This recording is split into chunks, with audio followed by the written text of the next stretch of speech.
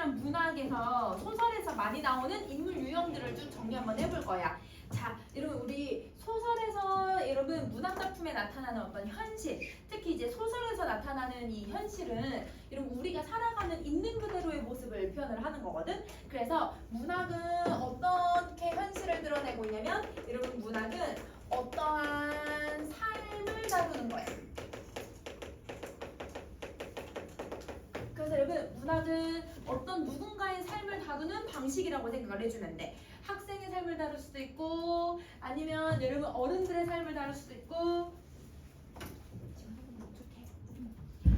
아니면 여러분 뭐 내가 얘들아 경찰의 삶을 다룰 수도 있고 비행사의 꿈을 다룰 수도 있는 거고 어떤 삶을 다 다룰 수 있다고 생각해 주시면 돼요. 그러면 그 삶을 다루면서 어떤 현실이 창작의 계기가 되는 모습이 바로 현실이라고 생각을 해주면 돼. 그래서 내가 어떤 삶을 드러낼 것이냐, 그게 왜 이 작품으로 나타나고 있는 것인가, 이런 것들을 찾아내는 게 바로 문학의 현실이라고 생각해 주시면 돼요. 자, 그러면 여러분 문학에서 소설에서 이러한 현실 속에서 어떤 걸 보여주냐면 여러분 사람들이 내가 나타나고 있는 삶에 대한 대응 방식을 보여주는 게 바로 소설이라고 생각을 해주면 돼. 그래서 인물의 유형을 대응 방식으로 구분을 할 수가 있다. 그러면 이때 대응 방식이라고 하는 건 여러분 쉽게 말하면 태도거든요. 태도. 내가 어떻게 삶을 다루는지에 대한 태도를 가지고서 인물을 정할 수 있다고 생각을 해주면 돼. 자, 그러면 여러분 다만 우리 시에서도 사실은 태도랑 정서 찾는 거 너무 중요하죠. 그런데 소설에서도 여러분 인물들이 어떻게 대응하고 있는지가 너무 중요해. 그래서 그 대응 방식을 한번 정리 한번 해볼게. 자, 우선은 여러분 제일 시험에 많이 나오는 인물 유형 첫 번째가 뭐냐면요. 여러분 모순과 부조리한 삶을 우리는 계속 겪어와요. 그래서 그 모순과 부조리에 대해서 저항하는 태도를 보여주는 거야. 그러니까 첫 번째는 모순과 부조리에 대한 저항하는 인물의 분상을 보여준다. 자, 근데 우리는 현대사를 지금 쭉 살펴보면 여러분 이제 봉건시대라고 선생님이 써놓기는 했지만 사실 여러분 이제 고전 소설의 모습보다는 여러분 이제 거의 구한말 시대를 다루고 있는 작품들이라고 생각해주면 돼. 구한말은 여러분 이제 조선말. 여러분 이제 우리가 일제강점기 되기 바로 직전의 모습이라고 생각해주면 돼. 그러면 이때는 여러분 개화기라고 생각을 해도 되고 봉건시대의 모습이라고 생각을 해주셔도 돼요.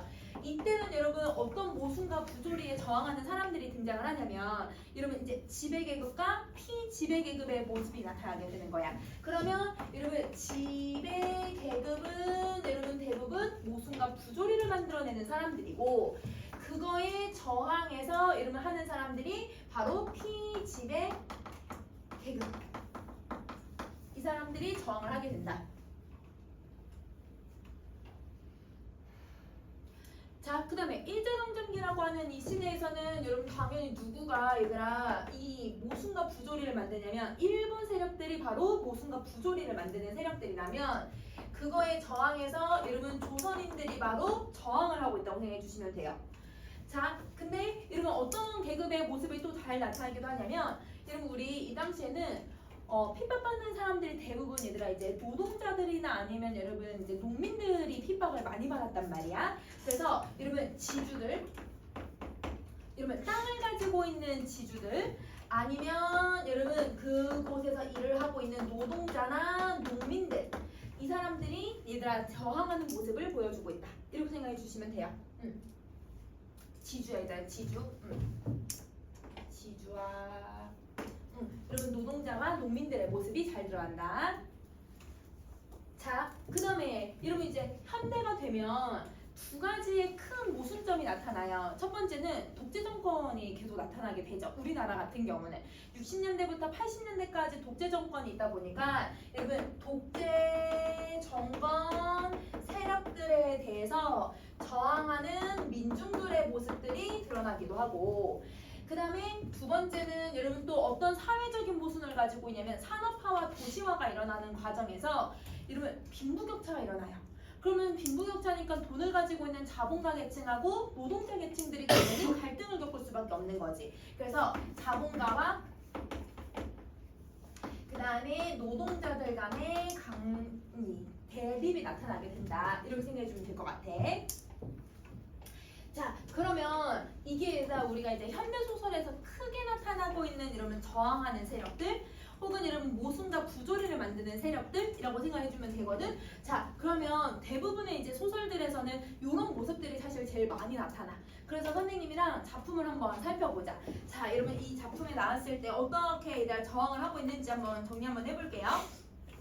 자, 이러면 제일 먼저 제목을 먼저 한번 보면 제목이 뭐라고 되어 있냐면 인간 단지라고 되어 있어. 이러면 단지는 우리 아파트 단지, 빌라 단지 이런 말들 쓰잖아. 그래서 여러분 단지는 사람들이 모여 사는 곳이라고 생각을 해주면 돼. 그러면 인간 단지라는 말은 여러분 뭘 나타내고 있는 거냐면 공간을 얘기하고 있단 말이에요. 그러면 여러분 제목에 공간이 들어가 있으면 그 공간이 어떤 기능을 하고 있는지를 꼭 찾아줘야 돼. 그러면 이 공간적 기능이 얘들아 지금 이 인물들에게 무슨 역할을 하고 있는가 이걸 한번 찾아보도록 하자. 자, 이러면 우리 한번 지문 쭉 읽어볼게요.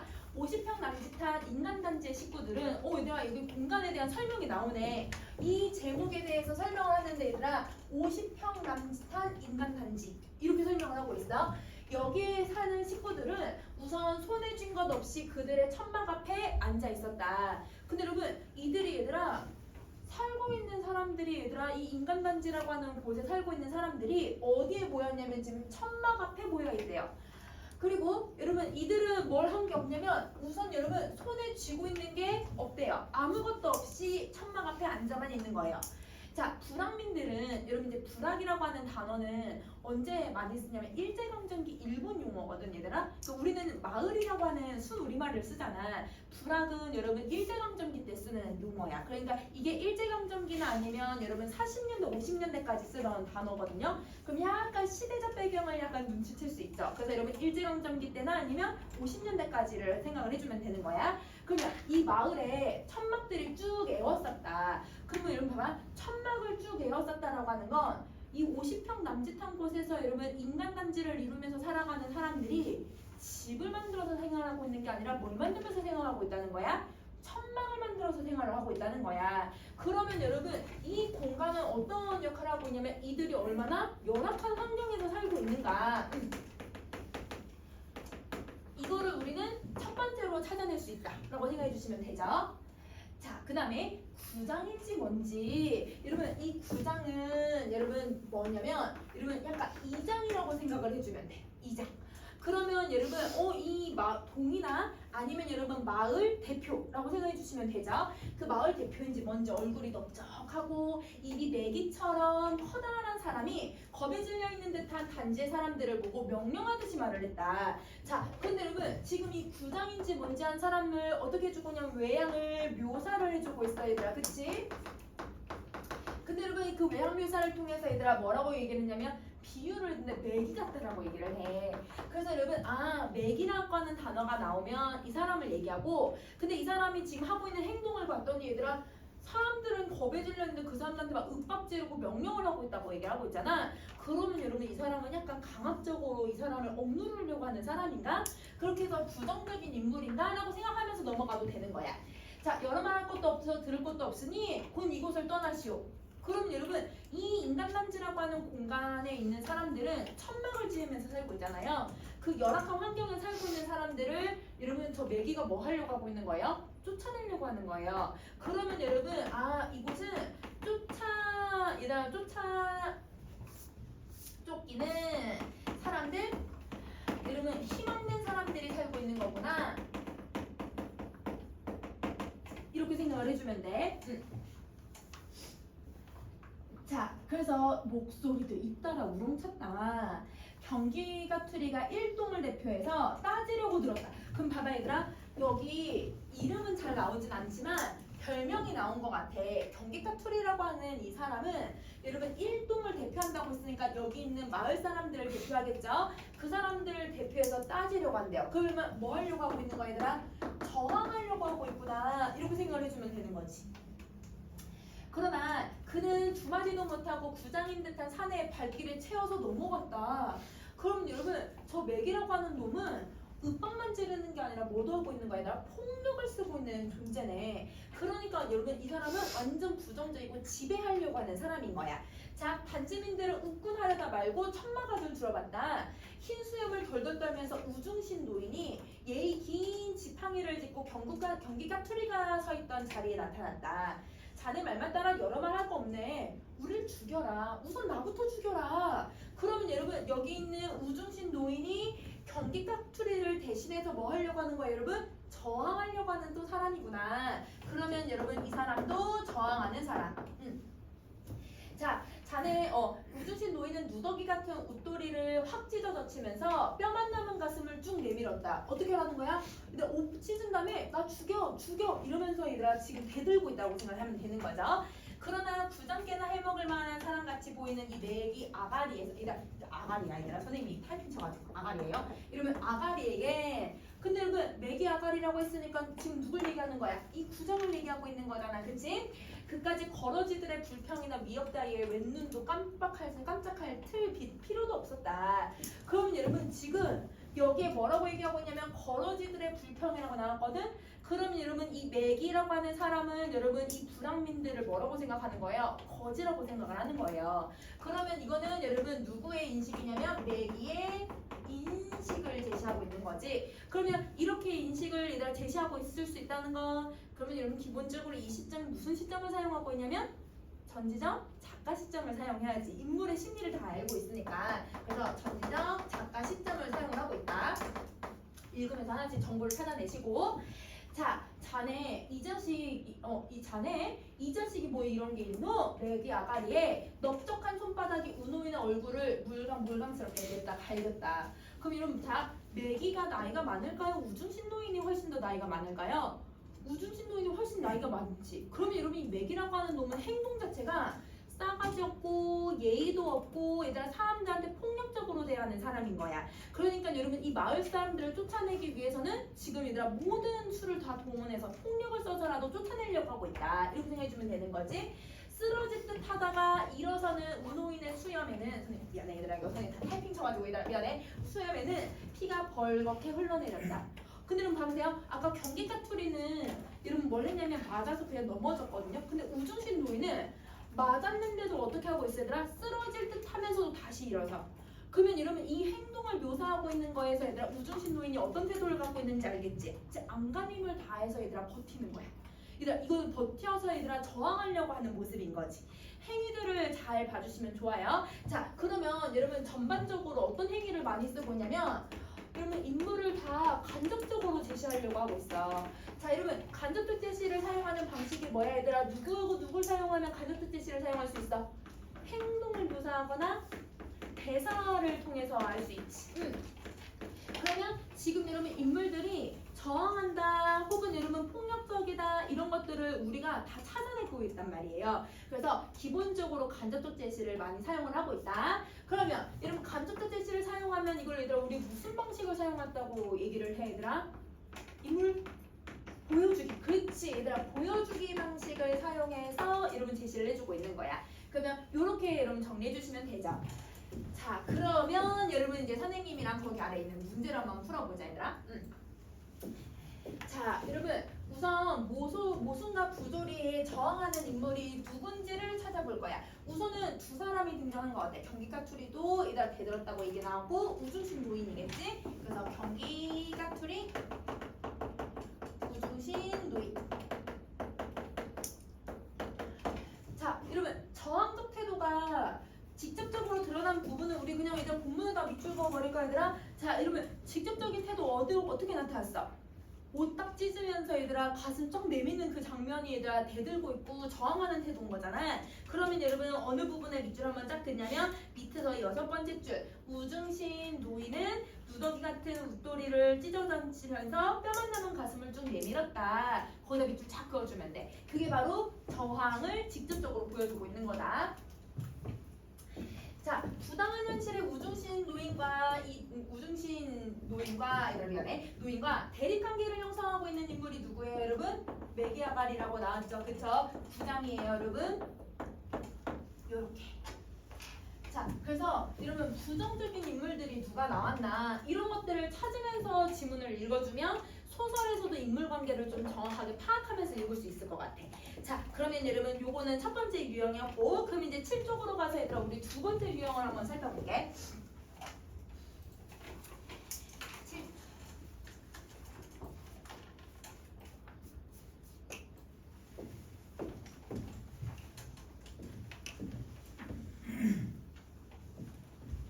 이러면 두 번째 인물 유형은요. 자, 여러분 우리는 너무 빨리 사실 얘들아 경제 성장을 해왔고, 우리나라는 더더구나 얘들아 이런 민주화나 아니면 여러분 근대화가 너무 빨리 된 나라야. 그러니까 여러분 한강의 기적이라는 표현을 쓰기도 하잖아. 그래서 우리나라는 다른 나라와는 다르게 민주화, 미국 같은 경우는 민주화가 이루어지는데 몇백 년 걸렸어. 근데 우리는 진짜 몇십 년 만에 이뤄내기도 했고, 그 다음에 여러분 우리가 경제 얘들아 전쟁하고 나서 진짜 얘들아 최빈국이었는데 지금 그래도 얘들아 어느 정도 많이 성장을 한 상태잖아요. 그런데 그런 과정에서 얘들아 긍정적인 면들도 있기는 하고 그 기적이라고도 표현할 수도 있지만, 사실 그 이면에는 사실 우리한테는 많은 얘들아 성장통을 겪어야 했던 문제점들이 생겼거든. 그러면 여러분 두 번째 인물 유형은 근대화가 일어나는 과정에서 인간들이 얼마나 소외받게 되었는지를 표현을 하고 있는 인물 유형인 거야. 그래서 여러분 두 번째는 근대화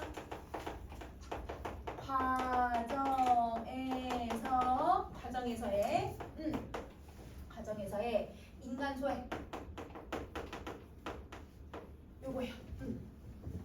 두 번째 인물 유형은 근대화 과정의 인간 소외. 자, 그럼 여러분 소외라고 하는 건 여러분 뭘 얘기하고 있는 거냐면, 우리가 얘들아 문명이 발달하는 과정에서, 즉 문명화의 과정에서 인간과 인간 사이의 유대감이 사라져버리는 거예요. 여러분 선생님 어렸을 때만 해도 옆집이랑 여러분 뭘 했냐면 얘들아 막 비 오는 날에 얘들아 전 부치면 얘들아 갖다 주라고 해서 막 갖다서 먹고, 그 다음에 얘들아 뭐 엄마 아빠 잠깐 어디 가면 나는 옆집이랑 다른 이모네 집 가가지고 막 놀기도 하고 막 그랬었거든. 그러면 여러분 와서 그냥 밥 먹으라고 하고 막 그렇게 했었는데, 요즘은 그런 거 되게 보기 어려운 것 같아. 아파트도 얘들아 대부분 선생님 어렸을 때 아파트들 다 문 열어놓고 생활을 했었거든. 문 다 열어놓고 그냥 밤에만 이렇게 문 닫아놓고 사람들 없어 얘들아. 그 사람들 없어도 얘들아 그냥 문 열어놓고 생활을 해.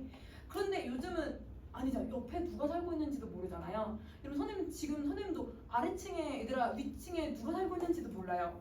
그러면 여러분 이게 점점 사회가 발달하면 발달할수록 사람들이 교류나 교감하는 것들이 많이 줄어들잖아. 그런 모습이 유대감이 상실되고 있는 모습이라고 생각을 해주면 돼. 그러면 여러분 어떤 모습이 나타나냐면 인간들이 비인간화 되어가는 모습을 보여주는 거예요.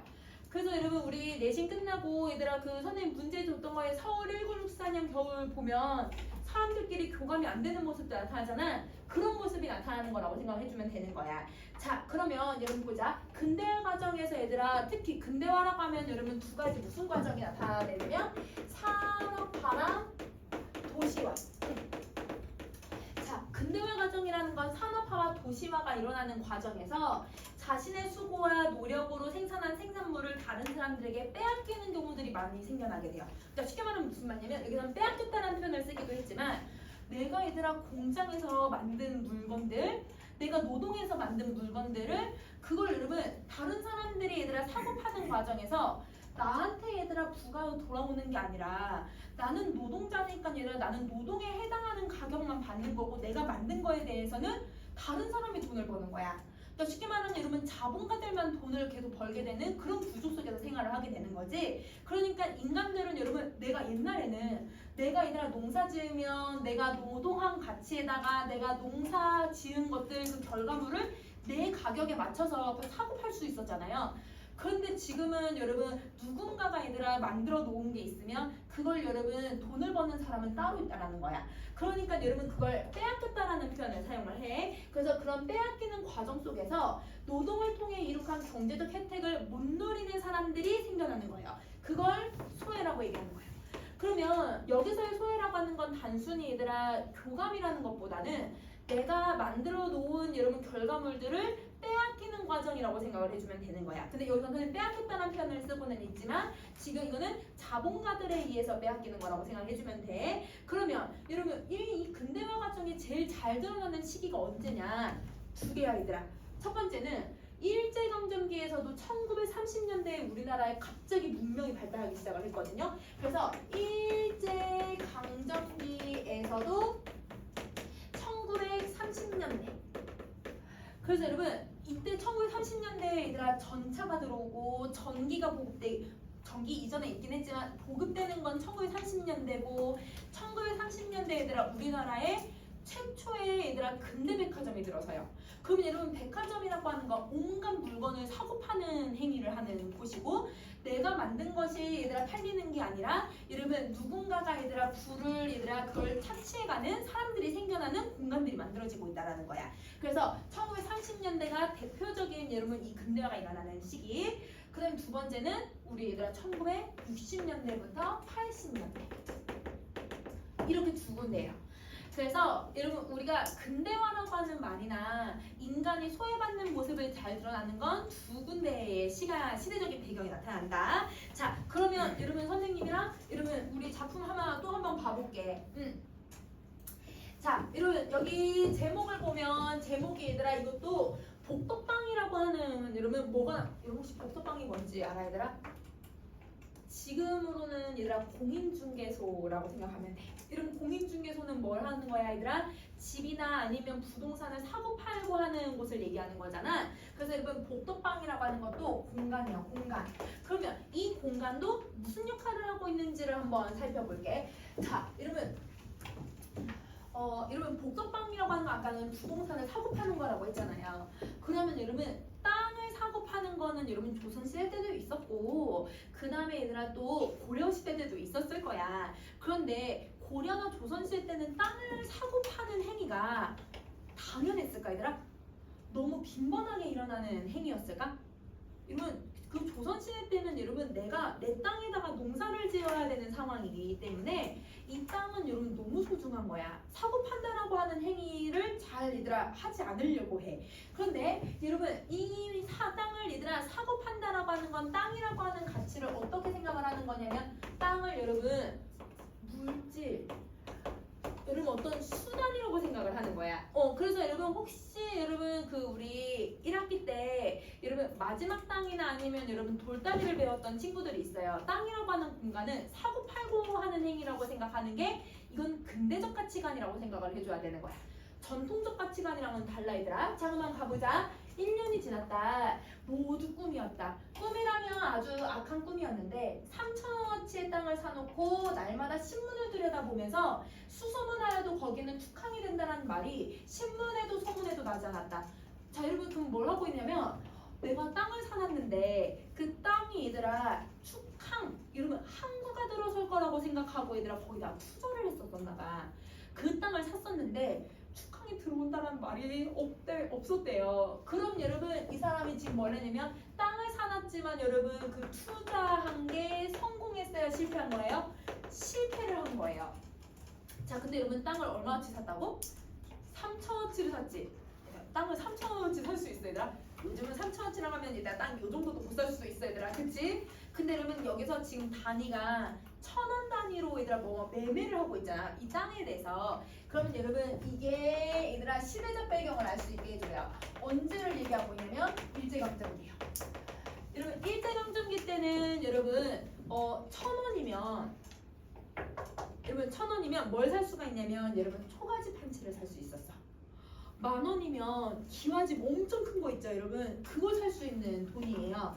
그러니까 여러분 3,000원이면 집 세 채를 살 수 있는 돈을 투자를 했다고 생각을 해주면 돼. 어마어마하게 많이 투자를 하게 된 거야. 자 그럼 다시 할게. 자 그리고 용담포에도 과사도에도 땅값이 30배가 올랐다든지 50배가 올랐다든지 하고 졸부가 생겼다는 소문도 있어서 여기는 강간무속일 뿐만 아니라 나중에 역시 이것도 박희한 영감을 통해서 알고 보니 그 관변 모 씨에게 박희한 영감부터 소가 떨어진 것이었다. 그러면 여러분 다른 곳은 얘들아 다 투자해서 성공했는데 여기만 안 됐다는 거야. 근데 이거 누구한테 속았다는 거예요? 관변 모 씨에게 박희한 영감이 속고 박희한 영감이 이 사람한테 얘기를 했다라는 거야. 자, 그럼 다시 할게. 축항 후보지로 측량까기는 했지만 무슨 결점인지 중지되고 마는 바람에 그냥 너희 기민하게, 얘들아 기민하다는 건 빠르다라는 뜻이야. 빠르게 거기에다 땅을 샀던 그 모 씨가 그 땅 처치에 곤란해서 꾸민 연극이었다. 그러면 여러분이 권변 모 씨가 여러분 속였다는 거죠. 여기 축항지로 들어설 거야. 뭐 이런 식으로 투자를 막 부추겼다고 생각을 해주면 되는 거야. 자, 돈을 쓸 때는 1원짜리 한 장 만져보지는 못했지만 벼락은 초시에게 떨어졌다. 그럼 여러분 여기 이제 인물이 나오네. 여러분 여기 이렇게 실패한 사람이 얘들아 누구냐면 초시예요. 이 초시라고 하는 사람이야. 서너 끼씩 이 밥을 굶어도 밥 먹을 정신이 나지도 않았거니와 밥을 먹으러 들어갈 수도 없었다. 그러니까 얘들아 당연히 밥 먹을 수가 없지. 이 3,000원이라고 하는 어마어마한 큰 돈을 날려 먹었는데, 자, 재물이란 친자 간의 의리도 밀추 및 도리는 하는 것일까? 탄식할 뿐이었다. 밥보다는 술과 담배가 그리웠고 앙종다리는 그저 못 고쳤다. 그러나 이제는 50전짜리는커녕 단 10전짜리도 얻어볼 길이 없었다. 그럼 여러분 봐보세요. 지금 이 초시라고 하는 사람은 아까부터 얘들아 돈을 쓸 때, 이 땅을 살 때 얼마도 못 만져보지 못했대. 1원짜리도 만져보지 못했대. 그러니까 여러분 쉽게 말하면 돈을 누가 대준 거냐면 가족들이 대준 거야. 근데 가족들이 돈을 다 대줬는데 여러분 이 사람이 얘들아 지금 여기 투자하면 뭐 된대. 가족들이 투자를 했는데 망했잖아요. 그러니까 여러분 가족들이 뭘 주질 않는 거예요? 10전도 안 주는 거예요. 그럼 여러분 이 10전이 없어가지고 여러분 뭘 못하고 있냐면 안경다리도 못 고치고 있는 상황인 거야. 그러면 여러분 지금 자기가 투자만 실패한 게 아니라 뭐도 하고 있냐면 가족들에게 무시를 당하고 있구나. 이렇게 생각을 해주면 돼. 가족들에게 무시를 당하고 있다. 자, 추석 가까운 날씨는 그 해마다 그때와 같이 맑았다. 하늘은 천리같이 트였는데 조각구름은 여기저기 널렸다. 어떤 구름은 깨끗하게 발에 발린 용광면처럼 흰빛이 눈이 부시다. 안초시는 이번에도 자기의 때 묻은 적삼이 생각이 났다. 그러나 이번에는 소매것을 불거나 떨진 않았다. 고요 흘러 떨어지는 눈물을 그 더러운 소매로 닦았을 뿐이었다. 그럼 자, 여러분 여기 보세요. 여기서부터 여러분 여기까지 얘들아 두 번째 이렇게 밑에서 얘들아 네 번째 줄부터 밑에서 세 번째 줄까지 이거는 뭘 묘사해주고 있는 부분이야 얘들아? 배경을 묘사하고 있는 거지. 왜냐면 얘들아 구름 낀 하늘에 맑은 하늘을 묘사를 해주고 있으니까. 근데 여러분 지금 배경을 묘사했는데 이 배경이 여러분 아름다운 배경이 아니면 여러분 좀 암울한 배경이에요? 아름다워요. 맑은 하늘에 뭉게구름 예쁘게 떠 있거든요. 그럼 여러분 얘네들은 지금 아름다운 모습을 보여주고 있는데, 근데 여러분 여기에 지금 안초시의 심리를 한번 생각을 해봐. 여러분 안초시의 얘들아 심리는 여러분 지금 어때? 너무너무 암울하지 않아 얘들아? 가족들에게 버림받고 그치? 우울한 마음을 가지고 있는 거야. 그러면 여러분 지금 배경하고 인물의 심리를 의도적으로 뭘 하고 있냐면 대조를 시킨 거예요.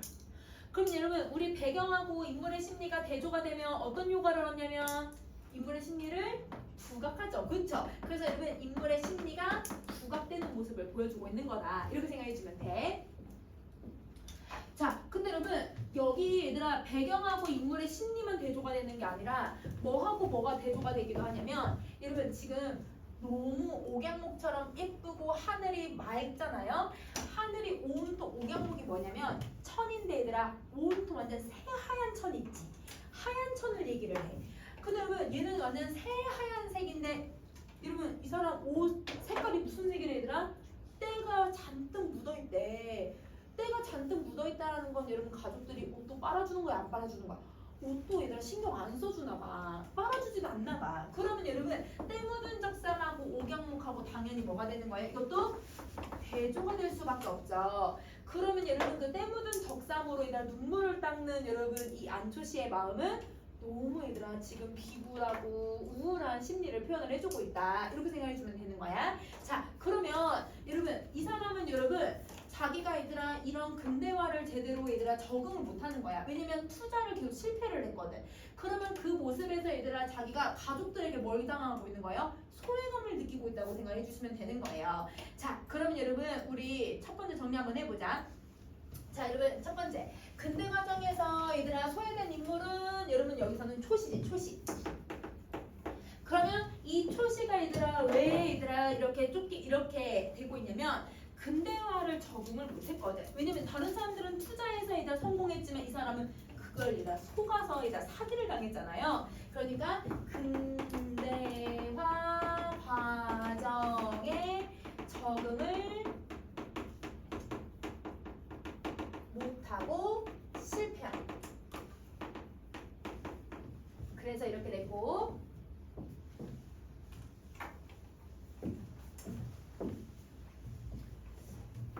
여러분 안초시예요. 죄송해요. 여러분 안초시의 꿈과 희망을 드러내주는 소재와 절망을 드러내주는 소재를 한번 생각을 해볼 건데, 근데 여러분 희망하고 절망은 반대말이잖아. 그럼 여기서 반대되는 대상을 찾아주면 되겠다. 자, 여러분 우선은 여러분 여기서 아까 옥양목처럼 하했던 게 뭐였냐면 구름이었거든.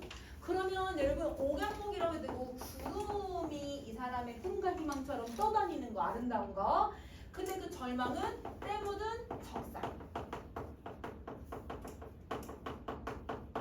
요거야. 자, 그 다음에 여러분 결말이 안초씨가 자살을 해요. 그러면 여러분 안초씨가 얘들아 이렇게 울고 나서 왜 자살을 선택을 했을지를 한번 생각을 해보면 크게 두 가지 이유가 있는 거지.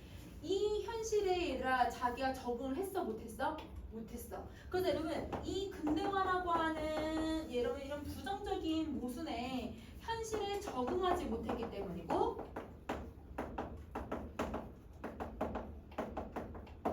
그리고 얘들아 제일 중요한 건 가족들한테 뭘 받았어 얘들아? 무시당하고 버림받았어. 그럼 여러분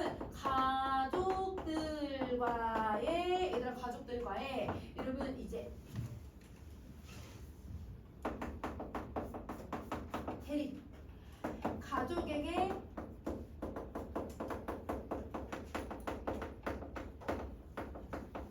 무시를 당한 거. 그래서 여러분 여기서는 세대 간의 갈등도 나타나고 시대를 적응하지 못했다라고 하는 소외감을 받고 있는 거다. 이렇게 생각해 주시면 되는 거예요. 자, 그러면 여러분 이런 유형의 작품들 되게 많이 있어. 이 시대를 적응하지 못하면서 살아가는 사람들. 그렇게 정리해 주면 될 것 같아. 자, 그 다음에 얘들아 우리 하나 더 갈게 얘들아. 4번째 모습을 한번 갈게요.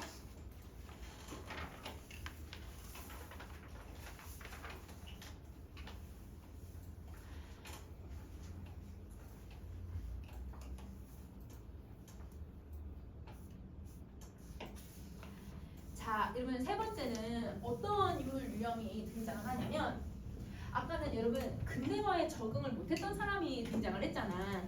근데 여러분 여기 또 적응 못하는 사람이 한 명 더 있어. 어떤 사람이 적응을 못하냐면요, 지식인들이에요. 여러분 지식인들은 자기가 얘들아 배운 것도 많고 얘들아 사실 배운 것도 많고 얘들아 부정적인 시대에 자기가 열심히 공부를 했으니까 성공하고 싶은 그런 열망도 되게 컸을 거 아니야. 그런데 여러분 이 지식인들이 얘들아 시대를 잘못 타서 시류를 잘못 타서 얘들아 적응을 못하는 경우들이 생겨. 그런 인물 유형들을 찾아낼 수 있을 것 같아. 자, 그럼 한번 세 번째 정리해 볼게. 여러분 지식인의 현실 부적응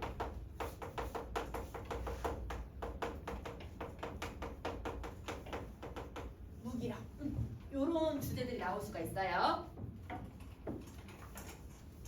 자, 첫 번째 지식인은 높은 학식과 식견을 가지고 있는 사람으로 여러분 삶의 문제들을 능력 있게 다뤄낼 수 있어야 하는데, 근데 실제에 있어서는 그렇지 못한 경우 얘들아 어떤 사람이 돼버리냐면 무기력한 지식인이 돼버려요. 그래서 여러분 이 사람들은 여러분 삶을 주체적으로 이끌어 나가야 되는데 그러지 못하면 무기력한 지식인이라고 표현을 한다. 자, 여러분 지식인은 양심과 정의를 추구하는 사람들이라고 생각을 해주면 돼. 왜? 시대 현실에 대해서 얘들아 목소리를 낼 수 있어야 되는 사람들이거든요. 그러면 여러분 대부분 그래서 얘들아 우리 우리 민주운동을 할 때 여러분 이 정권에서 얘들아 학생들이 아무리 뭘 해도 얘들아 그냥 폭력으로 대우하고 하다가 서울대 교수들이 얘들아 다 같이 안 된다 이거 잘못됐다라고 얘들아 성명을 내고 나니까 그때 얘들아 정부가 잠깐 깨갱하는 경우들이 생겼거든. 왜냐면 지식인들이 얘들아 이 시대 현실에 대해서 목소리를 내기 시작을 하면 그럼 여러분 대부분의 민중들이 다 얘들아 목소리를 내고 있는 모습들이 되기 때문에 여러분 지식인들을 경계할 수밖에 없어요. 그러면 지식인들은 여러분 양심과 정의를 추구해야 되는 사람들인데 근데 얘들아 양심하고 정의만 추구해서 먹고 살 수가 있어 얘들아? 예를 들면 일제강점기 때 지식인들이 얘들아 양심과 정의를 추구해서 얘들아 독립운동을 한다고 하면 그럼 여러분 내가 밥 먹고 살아갈 수 있을까 얘들아? 밥 먹고 살기가 되게 어려워. 먹고 살기가 힘드니까 그러면 여러분 이 사람들은 이상과 현실 속에서 뭘 겪냐면 괴리를 겪게 되는 거예요. 여러분 1960년대도 마찬가지야. 고개 들고 자, 그 다음에 이상과 현실의 괴리를 겪게 됨으로써 여러분 뭐가 나타나냐면 여러분 이 실천력 내가 꼭 실천해야 되는 것을 얘들아 상실해버리거나 아니면 여러분 내가 이상만 추구하다 보니까 먹고 살기가 힘들어서 생계를 얘들아 해결하지 못하거나 그러면 좌절 상태에 빠져있는 모습들이 나타나게 되는 거예요. 그러면 여러분 당연히 이 사람들도 내가 뭘 추구해야겠다라고 하는 건 알지만 먹고 살기가 너무 힘드니까 왜냐면 자식들은 건사를 시켜야 되고 아내는 밥 먹여야 될 것 같고 그러니까 얘들아 내가 먹고는 살아야 되겠고 그럼 내가 뭘 해야 될까? 이상만 추구하면서 살아갈 수 있을까? 이런 걸 고민하는 시대가 바로 여러분 이 지식인들이 적응하지 못하는 시기라고 생각을 해주면 돼. 그럼 자 지식인이 적응을 못하는 것도 크게 여러분 두 시기가 나타나요. 첫 번째 일제강점기. 왜냐면 일제 억압 때문에 얘들아 지식인들이 자신들의 실천을 할 수 없는 시대였고요. 그 다음에 여러분 독재 정권이 있던 시기에서도 지식인들이 자기 목소리를 크게 낼 수가 없는 시대였죠. 그래서 여러분 이 경우도 여러분 이 독재 정권 시기랑 여러분 일제 억압이 있었을 때는 여러분 이 모습이 너무 잘 드러난다. 그래서 얘들아 표시를 안 해놨지만 여러분 요거는 일제 강점기랑 그 다음에 여러분 1960년대에 얘들아 독재 정권 이럴 때 얘들아 지식인의 모습이 잘 드러난다고 생각해주면 돼. 자 그러면 여러분 요거 지문을 한번 살펴볼게요. 여러분 제목을 한번 보면 제목이 뭐라고 되어 있냐면 김강사와 T 교수라고 되어 있을 거야. 그치? 자 그러면 여러분 여기는 제목이 뭐라고 되어 있냐면 사람 이름이 들어가 있어요. 그쵸? 사람의 이름이 들어가 있으면 여러분은 뭘 찾아주셔야 되냐면 인물의 행적을 찾으셔야 돼요. 그러면 여러분 여기서의 행적은 여러분 두 사람인 거네. 김강사랑 T 교수의 얘들아 행위를 찾아줘야 되는 거야. 자 그럼 한번 살펴볼게. 문학사. 여러분 학사가 혹시 뭔지 알아 얘들아? 학사? 여러분 석사는 들어봤지? 박사도 들어봤죠? 박사랑 석사는 여러분 대학원을 나온 사람들 얘기하는 거잖아. 그럼 여러분 대학교를 졸업하면 학사라고 불러요. 그러면 여러분 문학사라고 부르고 있으니까 그러면 여러분 김만필이라고 하는 저 사람은 여러분 대학교를 졸업한 사람이구나 이렇게 생각을 해주면 되는 거야. 자 대학교를 졸업한 김만필은 동경제국대학 독일 문학과를 우수한 성적으로 졸업을 했대요. 이미 주인공 나왔죠? 지식인 나왔어요. 지식인이 누구냐면 김만필이 되는 거죠. 자, 근데 얘들아 왜 선생님이 지식인이라고 얘기를 한 거야 얘들아? 시대적 배경을 알 수 있는 단어가 들어갔지. 여러분 언제? 동경제국 일제강점기. 그렇지. 그러면 여러분 일제강점기 때 조선 사람이 대학교를 나왔다고? 그러면 여러분 사실 여러분 봐보세요.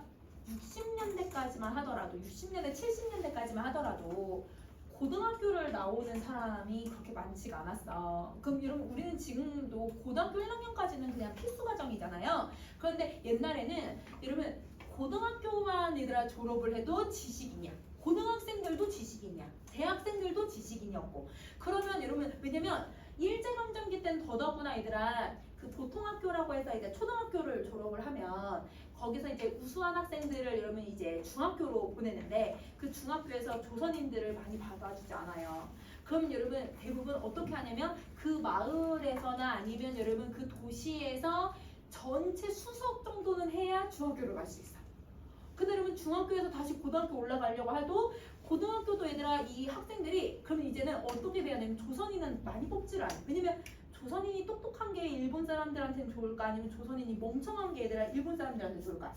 멍청한 게 좋아. 그러니까 공부를 안 시키는 거야. 그러니까 여러분 고등학교를 졸업하는 것도 대부분 얘들아 그 지역에서 우수한 얘들아 수재들이나 그런 사람들만 들어갈 수 있는 거. 또 돈도 있어야 됐었고. 그러니까 여러분 대부분의 이제 학생들이 그러면 어떻게 하냐면 내가 돈을 줘서라도 일본 유학을 갔다 오겠다 해서 일본으로 유학을 가는 경우들이 많았어. 왜냐면 우리나라에서는 얘들아 많이 안 뽑기도 했으니까. 그런데 얘들아 동경 가가지고 얘들아 대학까지 나왔다? 그럼 완전 지식인이라고 생각을 해주면 되는 거야. 자, 거기에다가 우수한 성적으로 졸업을 했잖아요. 자, 학생 시대에는 한때 문화 비파대라고 하는 멤버로서 적지 않은 단련의 경력도 가졌고 있었고, 학교를 졸업한 이후는 1년 반 동안 실업자의 쓰라린 고통을 겪었대요. 그러면 여러분 보세요. 여러분 1년 반 동안 직장을 구했다 못 구했다? 못 구했다는 거야. 이렇게 우수한 사람이 왜 얘들아 직장을 못 구했냐면 시대에서 얘들아 일본인들이 얘들아 옛날에는 이걸 좀 알고 있으면 좋아 얘들아. 일제강점기 때 얘들아 일제강점기 때 취직을 하려면 뭘 해야 되냐면 여러분 지금 일본이 지금도 그렇거든요 여러분. 이름 있는 사람들한테 추천서를 받아야 취직을 할 수 있어요. 그러니까 여러분 쉽게 말하면 추천이 있어야 돼. 근데 여러분 당시에 이름 있는 사람들은 뭐 국회의원이나 아니면 이런 마을의 유지들이나 아니면 좀 힘께나 쓰는 사람들이어야 되는데 그 사람들 다 뭐 하는 사람들일까? 친일파들이거나 아니면 일본 사람들이거든? 일본 사람들이나 친일파들에게 얘들아 이런 추천들을 받아야 해. 근데 여러분 내가 나름 얘들아 실천력을 가지고 있고 얘들아 내가 문화 비판에도 하고 있고 이런 얘들아 지식이니 이러면 무슨 백에 있어가지고 얘들아 일본 사람들한테 얘들아 그 추천서를 받아가지고 취직을 하겠어요. 그러면 이러면 뭘 해야 돼? 일본한테 아양을 떨거나 아니면 친일파들한테 내가 좋게 보여지거나 그러니까 내가 이상만 추구하면서 살아갈 수가 없는 거야. 그런 모습이라고 생각을 해주면 돼. 자, 아직도 도련님이나 책상물님의 티가 뚝뚝 떨어지는 그런 지식 청년이었다. 그러니까 아직도 여러분 너무 고리타분한 지식인의 모습이었다. 이렇게 얘기를 하고 있는 거야. 자, 그럼 다시 할게. 그러나 어쨌든 그날 밤 김강사는 그러면 여러분 취직을 했나 봐요. 뭘 취직한 거예요? 대학교 강사로 취직을 한 거예요. 그러면 여러분 김만필은 여러분 취직을 한 상태가 된 거야. 자, 명치역에 가서 서양 과자를 한 상자를 샀다. 그 뚜껑에 조품이라는 단어를 써요. 근데 선생님 조품이라고 하는 뜻을 안 써놔가지고 얘들아 조품이 뭐냐면 남한테 보내는 선물을 겸손하게 이르는 말이야.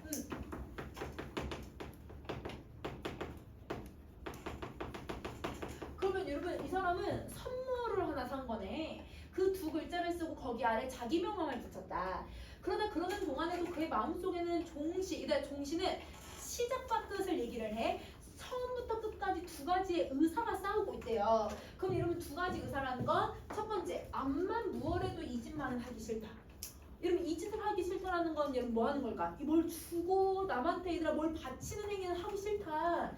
자기가 이걸 가지고 가면 교장은 아유 이놈은 이제도라고 하면서 둥그레 웃을 것이고 T 교수도 등 뒤에서는 그 능글능글한 웃음을 띠고 나의 어리석음을 조소할 것이다.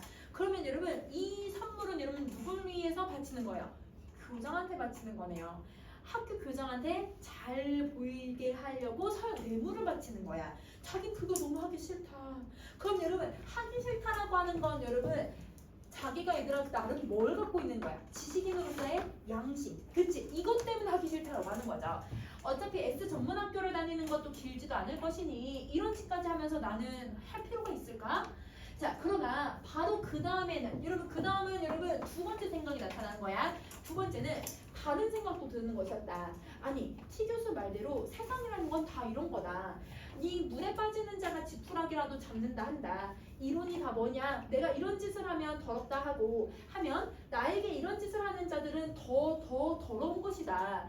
그러면 이런 것으로 더럽히는 건 내 양심이 아니라 놈들의 양심이 더러워지는 것뿐이다. 그러니까 여러분 자기 합리화를 하는 거네요.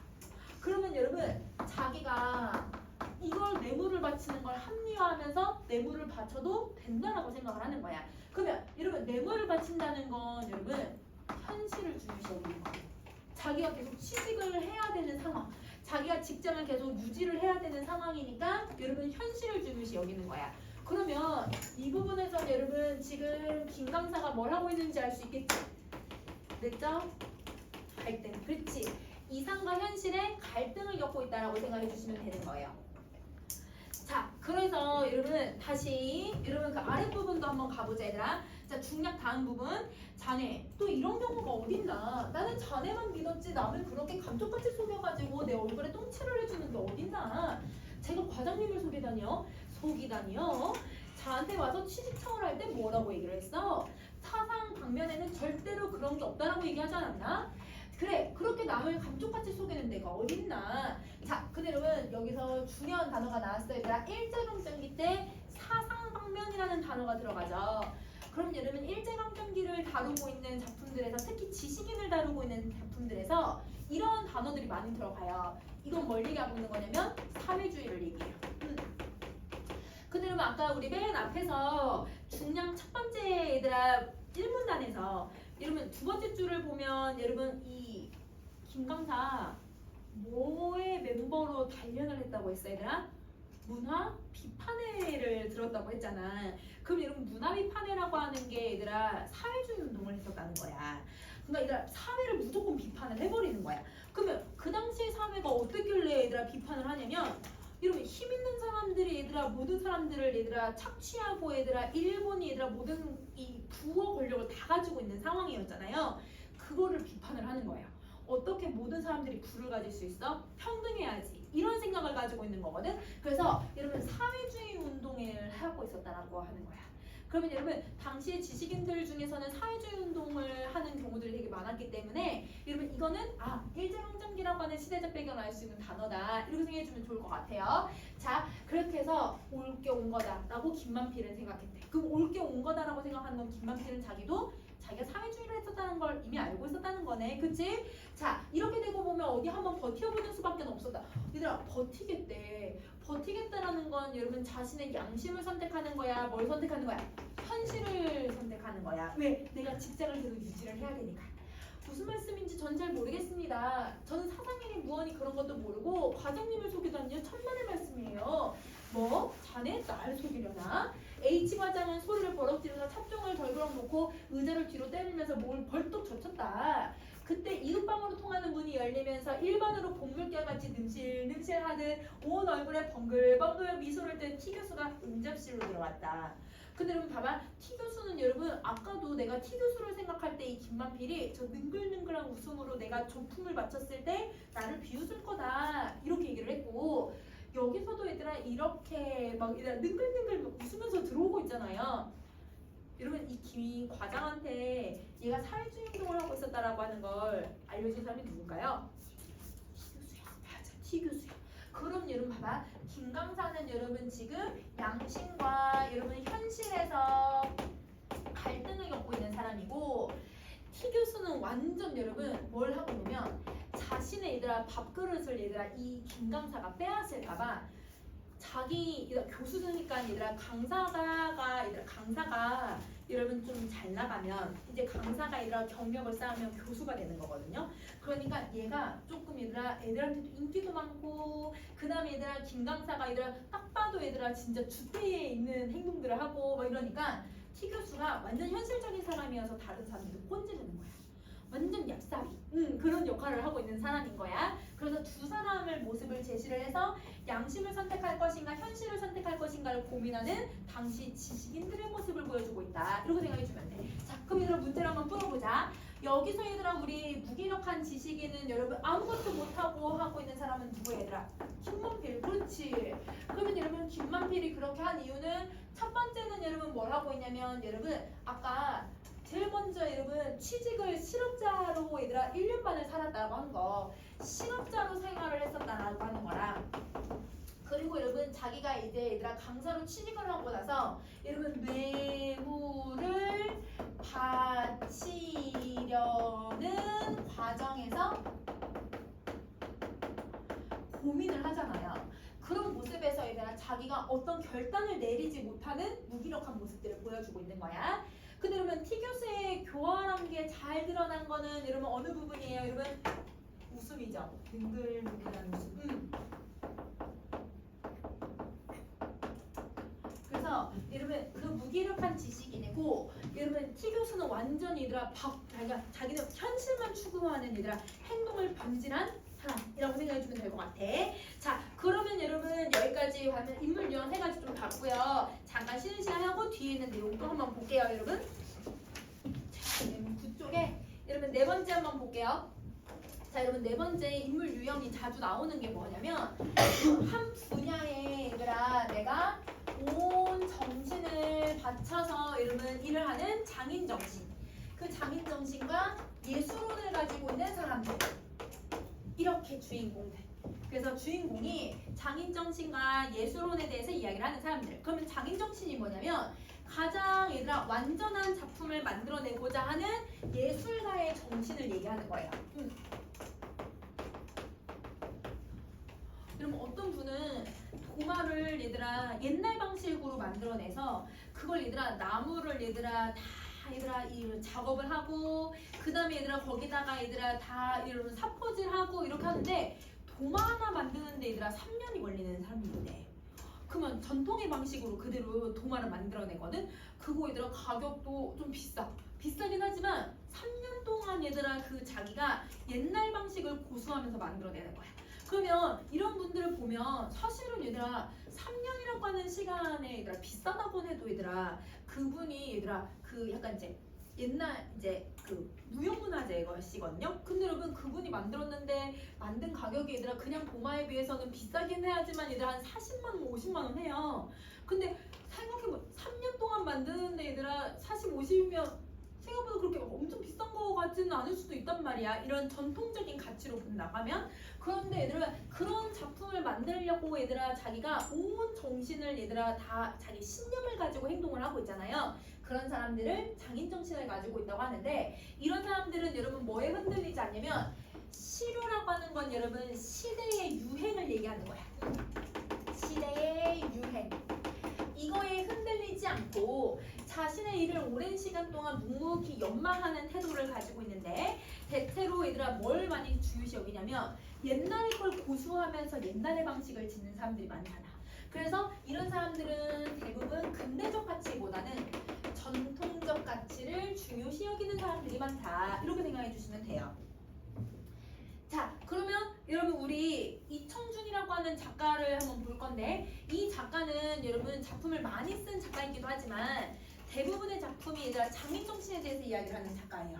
그래서 여러분 이청준이라고 하는 작가 이름이 딱 나오면 이 사람은 일제강점기 때부터 얘들아 60년대까지 우리나라의 예술가들의 정신을 얘기하는 작가인가 보다 이렇게 생각해도 돼. 자, 근데 이 작가가 얘들아 지금 뭘 하고 있냐면 매잡이라고 하는 말을 쓰거든. 자, 여러분 우리나라에만 있던 직업인데요. 여러분 매잡이는 매를 잡아서 훈련을 시키는 사람을 매잡이라고 얘기를 해요. 근데 여러분 혹시 얘들아 그 몽골 사람들 있잖아.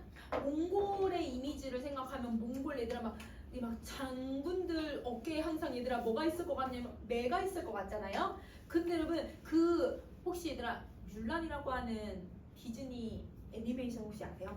거기에 뮬란이 남장을 하고 얘들아 전투에 나가거든요. 근데 그때 싸우는 얘들아 적이 바로 그 몽골족들을 얘기를 해. 근데 그 몽골족이 얘들아 뭘 하냐면 이만한 매를 여기 어깨에 달고 다녀. 그럼 몽골하면 여러분 서양 사람들이든 여러분 중국 사람이든 우리나라 사람들이든 다 얘들아 몽골 사람 하면 다 매를 생각하는데 그 매 다 우리나라에서 수출한 거야.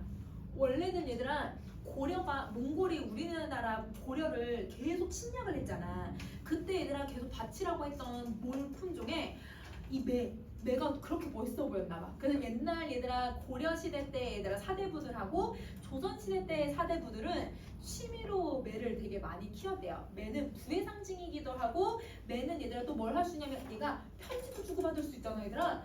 그래서 여러분 이 매를 얘들아 훈련시키고 작업을 시키는 게 우리나라에 특화되어 있던 직업 중에 하나였어. 조선시대 때까지 있었던 직업이었거든 얘들아. 그러면 이 조선시대 때가 끝나고 일제강점기 때 여러분 이 매잡이들이 어떻게 살고 있는지에 대해서 다루고 있는 작품이에요. 봐볼게요.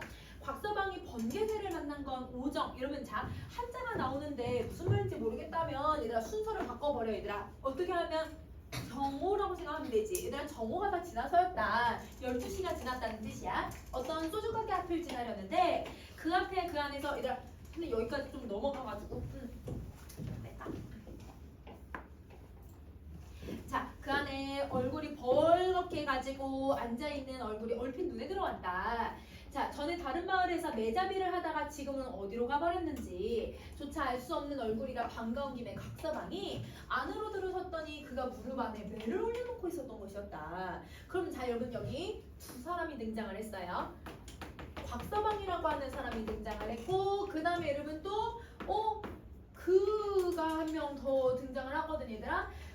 얘들아 매자비를 하는데 어디로 갔는지는 알 수가 없대. 그럼 여러분 두 사람 모두 다 매자비를 하고 있었는데 이 사람은 매자비를 지금도 하고 있는 사람인 거고 이 사람은 이제 매자비를 포기하고 다른 직업을 선택을 하고 있는 사람이야. 이 사람 올 줄 알았네. 근데 좀 일찍 온지 않고 이제야 이런 데 박혀있으니 어떻게 찾아내나. 벌써부터 장바닥을 열받기는 돌았을 것에 헌데 어떻게 자네가 내 번개새를. 그럼 여러분 자 아까 얘들아 이 사람의 그의 무릎 위에 뭐가 있었다고 했어? 매 한 마리 있다고 했었지. 근데 여러분 어떻게 내 번개새를 이라고 했으니까 이 매의 이름이 누구예요? 번개새가 되는 거죠. 그러면 여러분 이 매들이 여러분 뭘 하냐면 여러분 나한테 돌아오기도 하지만 사실 매도 얘들아 실수할 때도 있어. 여러분 다른 사람한테 얘들아 이제 가기도 하거든. 그러면 여러분 자기 매를 얘들아 지금 찾으러 다니는 상황이었구나 이런 생각이 드는 것 같아.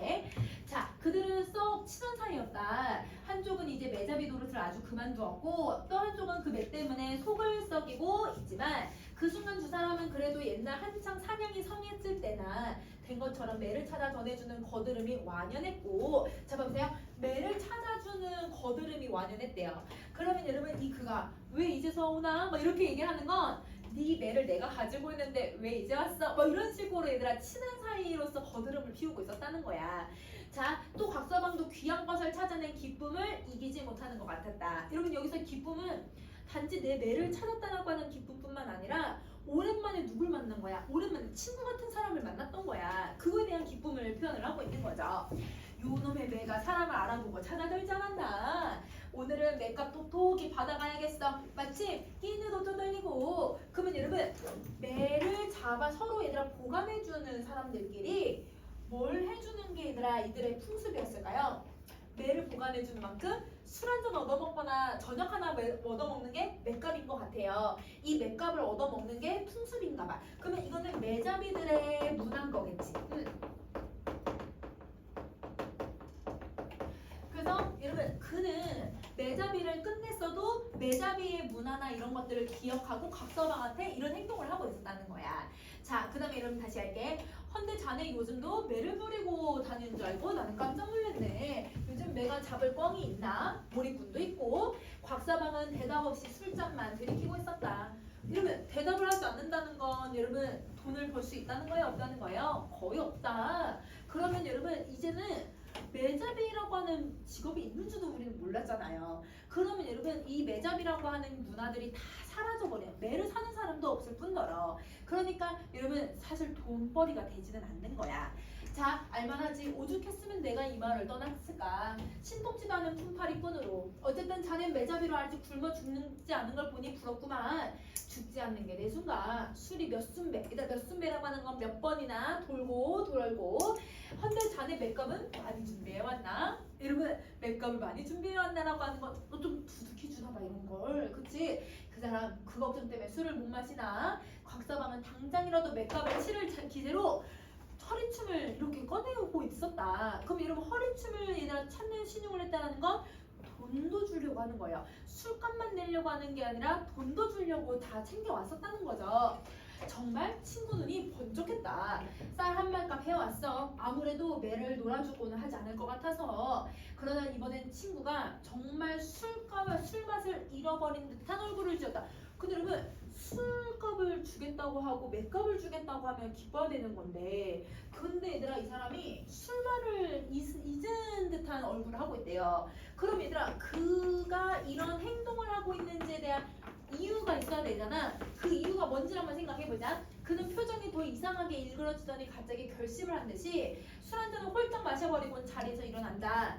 이제 그만 가보지. 아니 왜 벌써 가나? 곽서방은 영문을 몰라 얼굴 엉거주춤한 채였다. 매주인을 찾아줬으니까 이제 가야지 않나. 술도 술에 몸을 녹여먹고. 근데 맷값은 맷값 그냥 가지고 가서 구운 사람에게 돌려주게.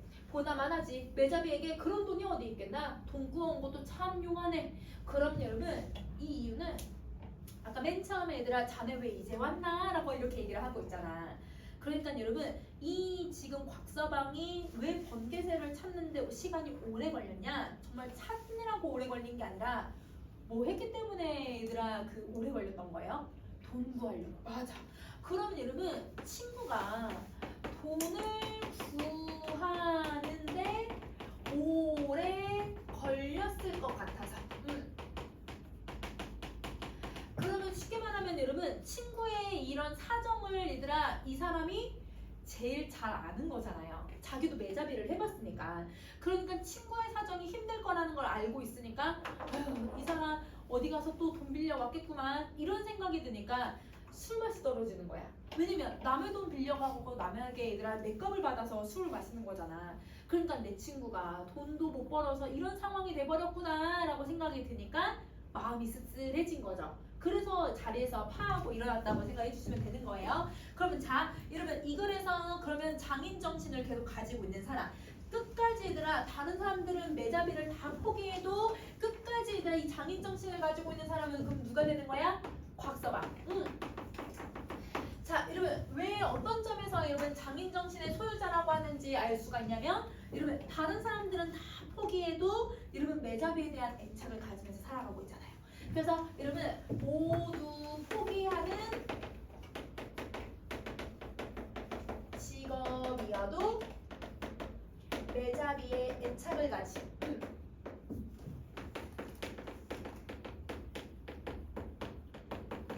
이렇게 생각을 해주면 돼. 그래서 모두 포기하는 직업이라도 매잡이에 애착을 가지고 있다.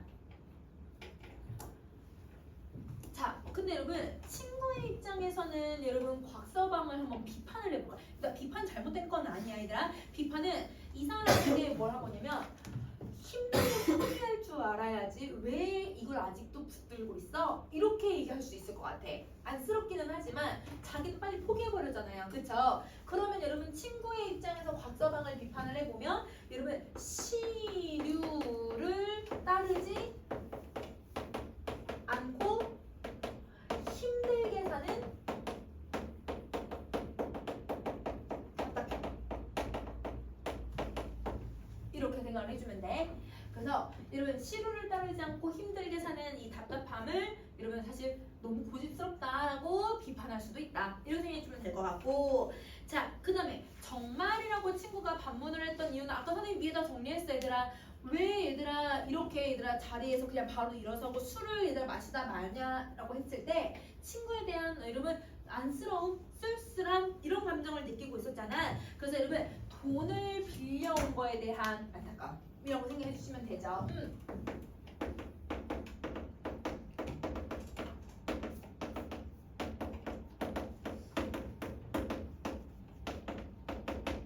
이렇게 정리를 해주면 돼. 돈을 빌려온 거에 대한 안타까움을 드러내고 있다. 자, 그러면 여러분 여기까지 정리했으면 여러분 네 번째 인물 유형까지 살펴봤고 다섯 번째 인물 유형을 한번 볼 건데 여러분 다섯 번째 인물 유형은 다섯 번째하고 일곱 번째랑 연결이 되어 있어. 그래서 선생님 5번, 7번하고 그 다음 6번으로 갈게 얘들아. 자, 5번을 먼저 한번 보시면요. 자, 여러분 이제 우리가 현대소설이 되면 어떤 모습이 안에 들어가냐면 고전소설은 여러분 고전소설에도 나타나기는 하는데 고전소설의 대부분 여성들은 여러분 대부분 소극적이고 순종적이에요. 그런데 이제 점점 이런 근대적인 모습을 가지게 되고 여성들도 여러분 이제 인식이 바뀌기 시작을 하면서 어떤 여인상의 모습이 나타나냐면 주체적이고 적극적인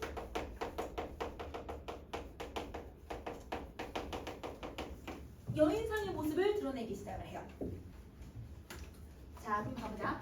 여성의 이미지는 고전소설이나 고전시가에서 일반적으로 연약하고 순종적이고 부드러운데 이와 같은 이미지를 탈피하고 얘들아 어떤 이미지를 갖고 있냐면 적극적으로 의지적으로 고난을 극복하고 문제를 해결해 나가는 여성 인물들을 적극적인 여인상이라고 표현을 해요. 그래서 여러분 시험에선 적극적인 여인상을 제시하여 뭐 이런 말도 나오거든.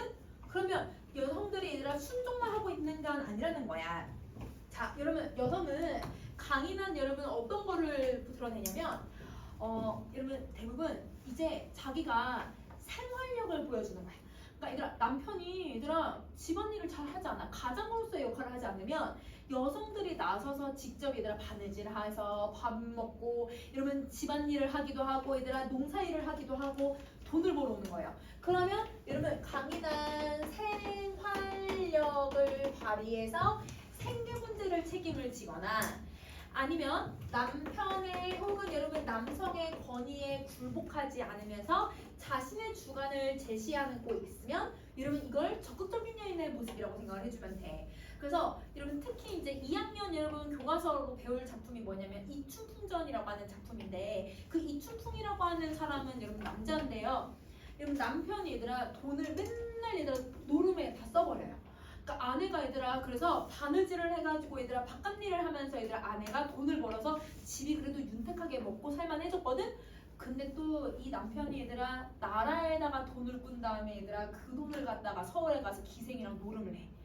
그러면 여러분 이제 아내가 너무 화가 나가지고 이 남편을 혼내주는 장면이거든요. 그런 이춘풍전이라고 하는 작품들이 바로 여러분 여성의 생활력을 잘 보여주고 있다. 이렇게 생각해주면 되는 거야. 그러면 선생님이랑은 여러분 뭘 보냐면 여러분 이런 여성의 모습은 대부분 조선 후기에 나타나거든. 조선 후기에 나타났던 장기전 이러면 판소리개 소설을 한번 정리 한번 해볼게요. 자, 까투리가 하는 말이 근데 여러분 까투리는 이러면 누구를 까투리라고 하냐면 뻥의 암컷을 까투리라고 얘기를 해. 자, 그러면 여러분 암컷이라고 했으니까 얘가 여자네, 그치? 그러면 여러분 이 까투리가 여러분 여성이 되는 거고 그러면 여러분 이 작품은 의인화를 하고 있는 작품이구나. 그러면 여러분 지금 동물을 여러분 사람처럼 표현해서 작품을 쓰고 있는 거니까 직접적으로 얘기하고 있는 게 아니라 돌려서 얘기를 하고 있는 거잖아요. 아 그러면 이 작품은 우화적 성격을 띠고 있는 작품이구나 이렇게 생각을 해주면 돼. 여러분 사람이 주인공이 아닌 작품들은 여러분 우화적인 성격을 가지고 있다. 자 삼경약 여러분 삼경을 할 때 삼경이 무슨 뜻인지 몰라도 여러분 약자는 읽을 수 있잖아요. 여러분 야가 뭐예요? 밤에 그렇지 밤에 꿈을 꿨더니 천근들이 무쇠가마 자네머리 흠뻑 쓰고 만경창파 여러분 이 단어는 알고 있었네. 바다야 일단 바다 고전 시간에 많이 나오는 바다 깊은 물에 아주 퉁덩 빠졌거든. 나 혼자 그 물가에서 대성통곡해보니 자네 죽을 흉몽이라 그 꽁을 먹지 마시오.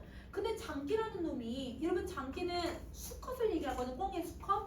그러면 제가 남편인 거잖아요. 장기가 그 꿈 너무 좋다. 대명 이러면 대명은 명나라야. 명나라가 흥할 때 구원병을 청하거든. 이내 몸이 대장이 되어서 머리 위에 투구 쓰고 압록강 건너가서 중원을 평정하고 승전대장 될 꿈이다. 그럼 여러분 아내 말을 무시해버리는 거야 남편이. 그러면 남편이 뭘 보여주고 있냐면 남편의 권위, 그렇지 가부장적인 모습 이걸 드러내는 거예요. 근데 여러분 까투리가 거기 지지 않아요. 남편이 이렇게 얘기하면 그 전에 전통적인 여인들은 네 알겠습니다 이렇게 얘기하거든요. 대신 조심하세요 이런 식으로만 얘기하거든요. 그런데 까투리가 뭐라고 했냐면 그 꼭 먹고 잘 된다는 말은 내가 먼저 하겠다. 잔디 찰방수막 여러분 뭔 말인지 모르면 그냥 넘어가도 돼. 황천부사 제수에서 청산을 영 이별하오리니. 자 여러분 뭔 말인지 모르겠지만 여러분 청산을 영 이별할 거래. 너 이제 여기 살고 있는 자연에서 이별하게 될 거다. 너 그 내 말대로 콩을 먹어버리면 넌 이제 죽을 목숨이다. 이런 식으로 얘기를 해. 그러면 그 콩 먹지 말라고 하는 말을 얘들아 어떻게 하고 있냐면 더 강하게 얘기를 해버리고 있잖아. 강하게 말하는 거는 여러분 남편의 권위에 지지 않고 순종하는 게 아니라 자기의 의사를 표현을 하고 있는 거야. 의사 표현은 적극적인 거라고 했잖아. 그치? 그래서 여기서 적극적인 모습이 나타나. 내 원망하지 마라. 고사를 볼 양이면 옛날 고사를 보면 고집불통이 과하다가 패강만시한 사람이 얼마나 많니? 진시황이 얘들아 진시황의 몹쓸 고집을 부소의 말을 듣지 않았고 그럼 여러분 진시황에게 부소라고 하는 신하가 있었는데 그 부소가 나란 일이 이렇게 될 수 있으니까 조심하셔야 됩니다 라고 해서 진시황에게 계속 간언을 올렸거든요. 그런데 진시황은 고집을 부리다가 40살에 돼서 빨리 죽었어요. 부조 말을 듣지 않아가지고. 그 다음에 민심초동 40년에 2세 때, 여러분 2세 때라는 건 여러분 자기 아들에 의해서 나라가 망해버리고 초패왕의 얘들아, 초패왕이면 여러분 초나라와 한나라에 대한 이야기야 얘들아. 초패왕의 어린 고집 범증말을 듣지 않아서 여러분 옛날에 어리다라는 건 나이가 어리다라는 게 아니라 어리석다라는 뜻이야. 그러면 초패왕의 어리석은 고집이 범증의 말을 듣지 않아서 8천제나 다 죽이고 면목이 없어서 자기가 자살하고 말았고, 굴삼녀라고 하는 여러분, 굴삼녀는 여러분 구원이라고 하는 여러분 고사에서 지조절개를 상징하는 사람이에요. 여러분 이 굴삼녀의 옳은 말도 고집불통을 하다가 직무간에 굳이 갇혀서 가령공산 여러분 영혼이 되어서 강산에 우는 새 어복 충혼이 부끄럽다. 이런 무슨 말인지는 몰라도 고집 부리는 사람들을 다 얘기를 했던 거야. 근데 그 사람들의 말로를 봤더니 다 나쁜 행동들이 나타났다. 자네가 고집이 과하다가 50명 목숨이 끊어질 것이다. 이렇게 얘기를 하고 있는 거야. 자기 남편한테 너 이제 죽을 거니까 내 말 잘 들어? 뭐 이런 식으로 얘기하고 있는 거지. 그러면 여러분 여기서 이 권위적인 인물은 누굴 얘기하고 있냐면 장기를 얘기하고 있는 거네요. 그래서 여러분 남편인 장기를 얘기하고 그리고 그 권위에 도전하는 건 여러분 바로 아내인 까투리라고 생각을 해주면 돼. 여러분 권위에 도전한다는 건 자기의 주장을 저버리지 않고 계속 그 콩 먹으면 위험하다라고 하는 말을 계속 하고 있기 때문인 거야. 그래서 여러분 자신의 주장을 계속 제시, 즉 여러분 남편에게 뭘 안 하냐면 순종을 하고 있지 않아서 그래요. 이렇게 생각해 주면 돼. 순종을 하지 않아서 그렇다. 그러면 이거 가지고 얘들아 남편의 아까 7번의 내용이 나온다고 했잖아요. 여러분 7번을 한번 먼저 살펴보자. 12쪽으로 한번 가보자.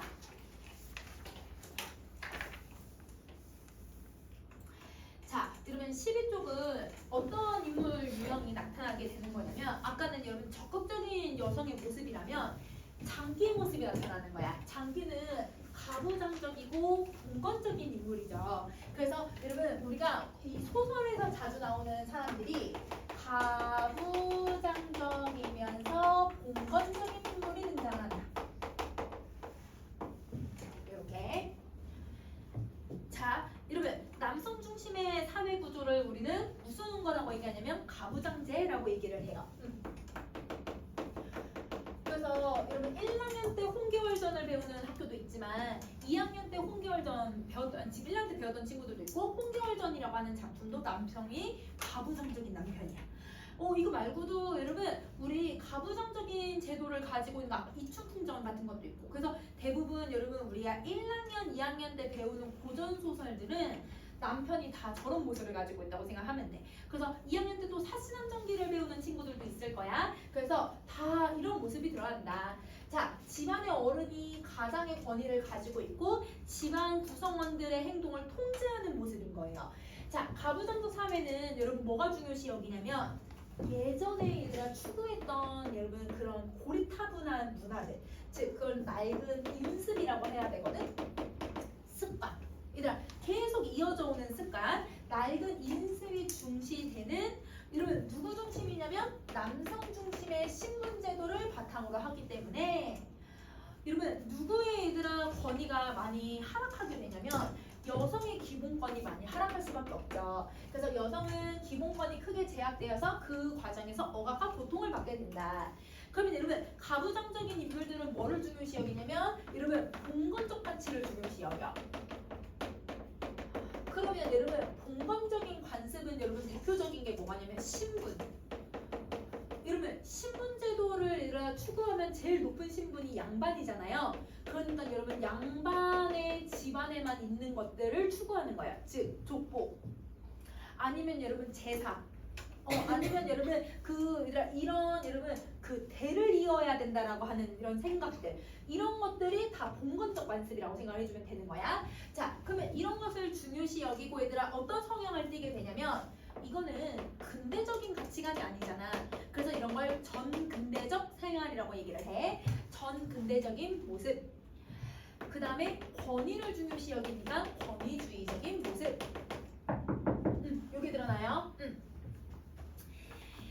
자, 그래서 여러분 제사, 집안, 족보, 양반, 신분제도 이런 것들을 중요시 여기는 가치관들이라고 생각을 해주면 돼. 자, 이게 얘들아 근데 현대소설에도 드러나. 여러분 현대소설에 선생님이 3대라고 하는 지문을 넣어놨는데 요거는 여러분 우리 이제 본 친구들도 있어가지고 선생님이 간단하게만 정리 한번 해볼게. 자, 여러분 누가 돈 쓰는 곳에 아랑하나 저더러 돈을 쓰라고 하니 걱정인가. 내 돈 가지고 내가 쓰는데 아버지가 하시는 일에 부친이 쌈지를 풀어 담배를 담는 동안 사문이는 여러분 자 어떤 게 잘못이라고 얘기하냐면 여러분 여기 밑으로 내려오면 대동보소라는 말 나와요. 여러분 이 대동보소가 뭐냐면 여러분 이거 족보야 족보. 그래서 여러분 이 족보를 얘들아 기록하는 사람들을 얘기를 해. 그러면 족보를 기록하는 사람들만 하더라도 족보에 50원씩 매였는데 아버지가 50원씩으로 돈을 쓰고 있지 않습니까? 그럼 여러분 여기 있는 아버지가 바로 뭘 하고 있는 사람이에요? 족보를 중요시 여기는 사람인 거예요. 족보를 찾으려고 하는 거예요. 거기에다가 3, 4천 원의 돈을 썼대요. 근데 여러분 자 선생님이 얘들아 3, 4천 원의 돈이 이런 돈이 나오는 건 시대적 배경이 언제라고 했냐면 일제강점기라고 얘기를 했단 말이야. 일제강점기 때면 여러분 신분제도가 사라졌어 없어졌어? 아 사라졌어 있어 얘들아? 사라졌잖아요. 근데 아직도 신분제도를 중요시 여기는 거예요. 그러면 여러분 여기서는 이 아버지가 바로 얘들아 뭐 하고 있는 거다? 아, 족보 중요시 여기고 공헌적 가치관을 가지고 있는 사람이구나 이렇게 생각해주면 돼. 그래서 여러분 여기서 이 글에 얘들아 이 가치관을 가지고 있는 건 여러분 아버지이고 그 아버지가 얘들아 영감이거든 영감. 요거 이 사람이야 이 사람. 그러면 봉건적 가치관을 잘 들어가는 게 아까 대동보소랑 족보 같은 게 들어가는 거죠. 그쵸?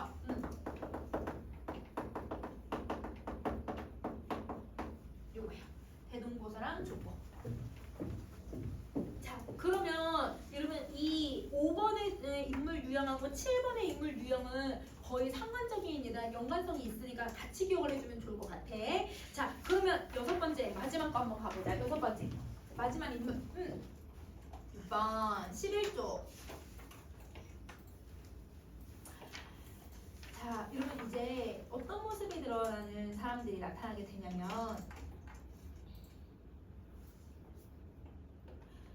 자, 우리가 여러분 이제 독재 정권을 경험을 하고 그 다음에 얘들아 우리가 이제 근대화와 산업화가 되는 과정에서 여러분 자 사람들이 모두 현실이 잘못됐으면 그 모조리 얘들아 다 저항하는 사람들만 있을까 얘들아?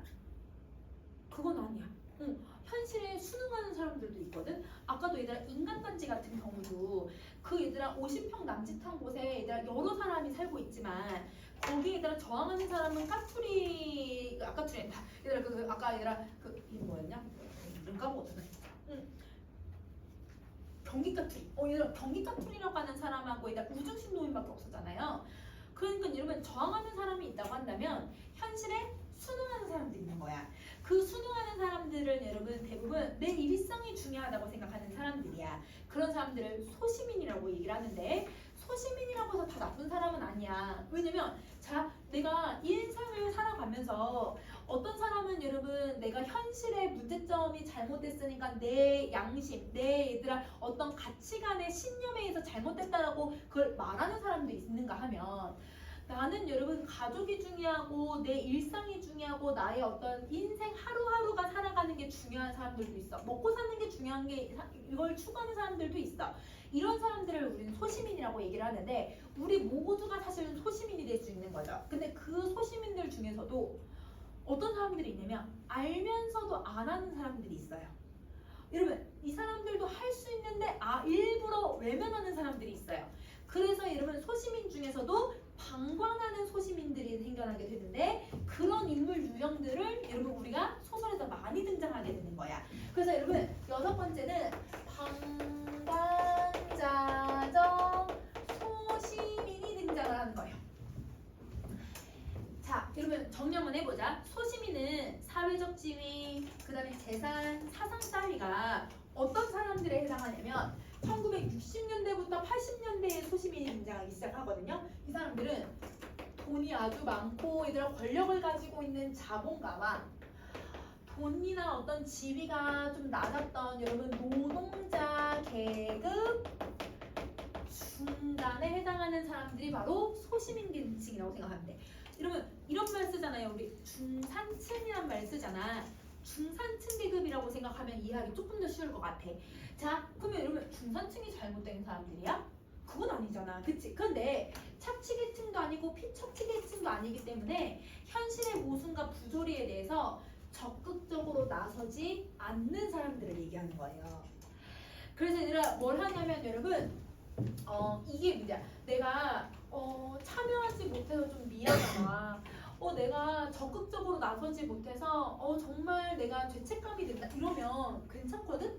왜냐면 그런 마음 왜냐면 현실이 중요할 수도 있는 거니까. 그런데 그거를 어떻게 하냐면 그냥 방관만 하는 사람들 그리고 얘들아 자기의 현재 삶에 안주하려고 하는 사람들 이런 사람들을 소시민적 태도라고 하고 이런 건 좀 부정적으로 볼 수 있다는 거야. 자 그러면 여러분 여기서 우리 소시민적 태도를 가지고 있는 사람을 한번 볼 건데요. 자 여러분 이 선생님이 원미동 시인이라고 하는 작품을 가지고 왔어요. 이거는 여러분 이제 고3 여러분 작년 여러분 6월 모의고사에 나왔던 내용이야. 근데 여러분 여기 작가가 누구냐면 양기자라고 하는 작가야. 근데 여러분 2학년 때 얘들아 비 오는 날이면 가리봉동에 가야 된다라고 하는 작품으로 배울 친구들도 있을 거고 1학년 때 얘들아 마지막 당으로 배운 친구들도 있어요. 양기자라고 하는 작가는 1980년대의 소시민을 다루고 있는 작가야. 그래서 여러분 이 80년대의 소시민들이 어떻게 살아가고 있는지를 잘 다루는 작가다 보니까 이 작가 이름은 좀 기억해서 작가의 다른 지문들이 나오면 이 사람은 기본적으로 80년대의 근대화 과정에서 소시민 계층을 얘기하고 있는 사람들이구나. 그러면 다양한 소시민의 군상을 어떻게 표현하고 있을까? 이렇게 생각하면서 지문을 읽어주면 되거든? 한번 찾아볼게. 김영 도와주세요. 쓰러진 남자 입에서 이런 말을 가늘하게 흘러나온 건 그 순간이었다. 그와 동시에 빨간 셔츠의 사내가 다시 쓰러진 사람의 등허리를 바로 꽉 눌러서 찍어 눌렀다. 이 새끼 아는 사이요? 그럼 당신도 한번 맛 좀 볼 텐가? 맥주병을 거꾸로 쳐들고 빨간 셔츠가 소리를 질렀다. 김반장의 얼굴이 대번 하얗게 질러버렸다. 여러분 여기 지금 인물 3명 등장했거든요. 여러분 빨간 셔츠가 이런 누구에게 폭력을 가하고 있어요 여러분? 쓰러진 남자. 그렇지 남자에게. 근데 그 쓰러진 남자는 누구에게 도움을 청하고 있는 거예요? 김반장에. 그러면 여러분 김반장을 김영이라고 부르는 걸 보면 쓰러진 남자하고 여러분 김반장은 여러분 초면이에요 구면이에요? 구면이라는 걸 알 수 있네. 무슨 소리야? 난 몰라요. 상관이 없는 일에 말려들고 싶지 않으니까 나가세요. 그때 바닥에 쓰러져 버둥거리던 남자가 간신히 몸을 비틀고 일어섰다. 코피로 범벅이 된 얼굴이 슬쩍 드러나 보였는데 세상에 그는 몽달씨니 분명했다. 그럼 여러분 그는 몽달씨라는 건 이 사람의 남자의 이름이 몽달씨라는 거네.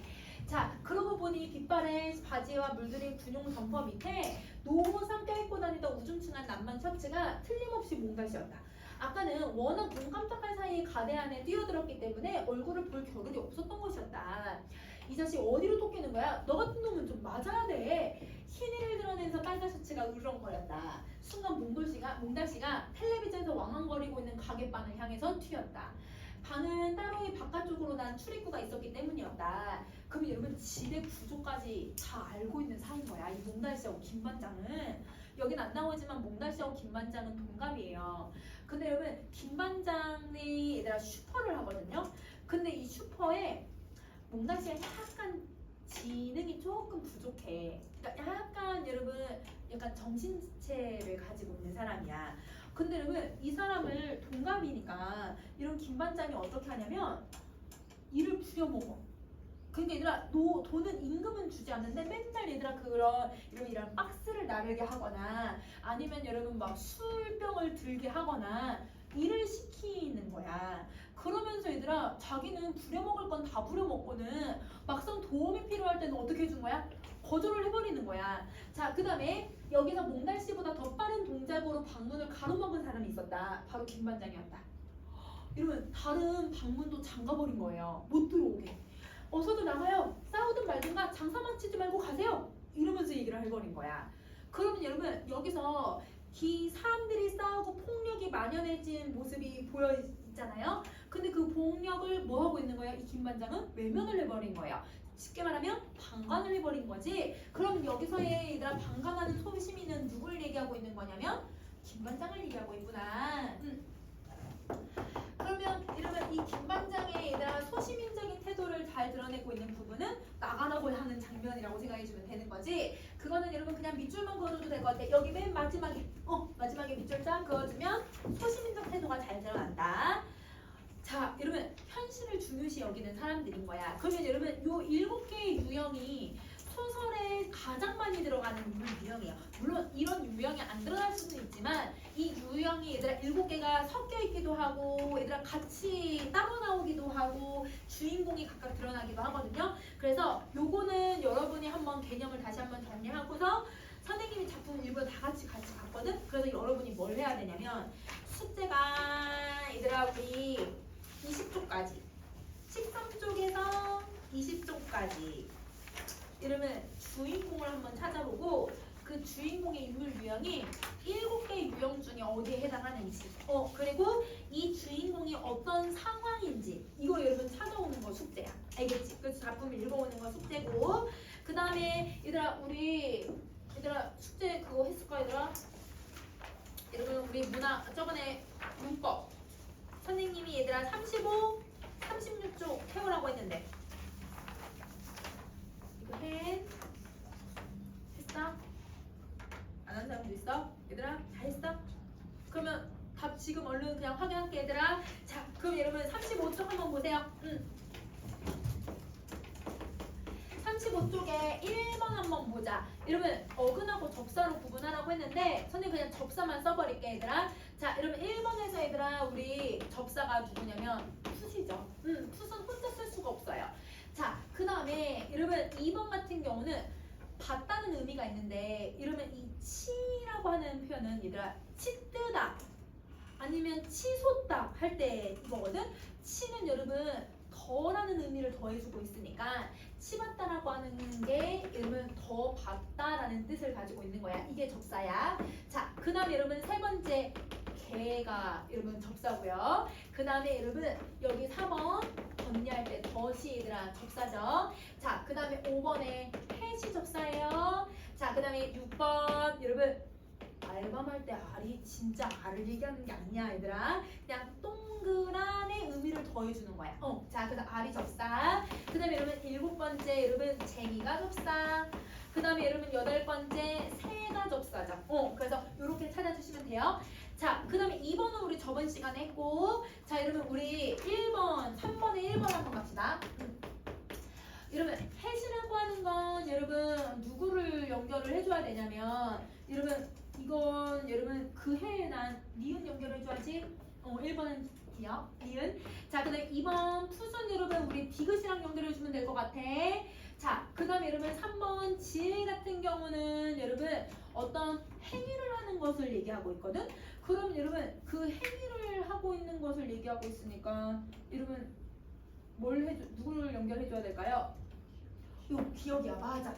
자 그 다음에 4번 여러분 걔는 여러분 간단한 도구를 얘기할 때 뒤집개 이런 거 할 때. 자 그 다음에 여러분 5번 장이랑 쟁이는 다르지. 장이는 여러분 전문적인 기술을 가지고 있는 사람들을 얘기를 해. 그래서 여러분 어떤 전문적인 기술을 가지고 있는 거니까 얘들아 비읍이에요. 자 그 다음에 여러분 6번 보는 얘들아 그 속성을 많이 가지고 있는 사람이야. 이응이랑 연결을 시켜줘야 돼. 자, 그 다음에 여러분 7번 쟁이는 여러분 우리 대부분 여러분 뭘 하고 있냐면 그 기술을 가지고 있는 사람을 사용을 해. 기술이 아니라 전문. 얘들아 우리 선생님이 이 미음하고 비읍 반대로 썼다. 여러분 미안해요. 여러분 5번이 미음이고 미안해. 요게 비읍. 미안해. 5번이 미음. 7번은 여러분 요거. 그러면 8번은 여러분 시옷. 그 행위를 하고 있는 사람, 특성을 지닌 사람, 행위를 하고 있는 사람. 이렇게 정리해주고. 자, 그 다음에 4번 볼게. 여러분 4번은 여러분 접사가 들어가 있는 말 찾을 건데 여러분 접사가 이거 우리 했었나 얘들아? 이거 했죠? 4번에 했죠? 그렇죠. 5번 갈게요. 이러면 5번 어근하고 어근 나눌 건데 이러면 이틀이라고 하는 단어가 없죠. 이틀에다가 날인데 얘가 디귿으로 바뀐 거야. 그러니까 이러면 어근을 찾으라고 하면 원래 기본형을 찾아줘야지. 그래서 이틀 날이에요. 자, 그 다음에 이러면 이번은 새에다가 언니. 그 다음에 방울에다가 이러면 새. 그러면 4번도 어떻게 해줘야 돼? 열다랑. 그치. 열다랑 같다. 이렇게 해줘야 되고. 자, 그 다음에 5번 벌. 얘들아 벌 그 명사야. 이러면 우리 넓은 벌을 보면서 이런 벌이 넓은 들판이라는 뜻이거든 얘들아. 그거에다가 판이 얘들아 뭘 얘기하는 거냐면 우리 얘들아 장사판이 열린다, 판이 열렸다, 판이 열렸다고 혼자 쓸 수 있거든. 명사야. 알겠지? 그래서 얘는 둘 다 어근어근이라고 생각하셔야 돼요. 여러분 소나무도 어떻게 해야 돼요? 솔에다가 그치 나무라고 해줘야지. 기본형을 써줘야 돼. 그 다음에 책에다가 가방. 그 다음에 그러면 요거는 덮다랑 놓다라고 해줘야지. 그치? 요렇게 정리해줄 거야. 그러면 사실은 어근을 얘기하는 거면 덮이랑 놓만 이렇게 표시해줘야죠. 그쵸? 요것도 여러분 열다랑 답만 사실은 표시해줘야 돼. 알겠지? 어근이니까 형태소니까. 자, 그러면 여러분 우리 몇 쪽 풀어올 거냐면 아까 얘들아 13쪽부터 20쪽까지 여러분 순대로 풀어오시고 그러면 우리 27일 다음 주 토요일부터 1일 목요일까지는 학원 방학. 그래서 그동안 이거 해오면 돼 얘들아. 알겠지? 학원 방학이야. 이번 평일이 아니라 주말부터 얘들아. 알겠죠? 주말부터 1일 27일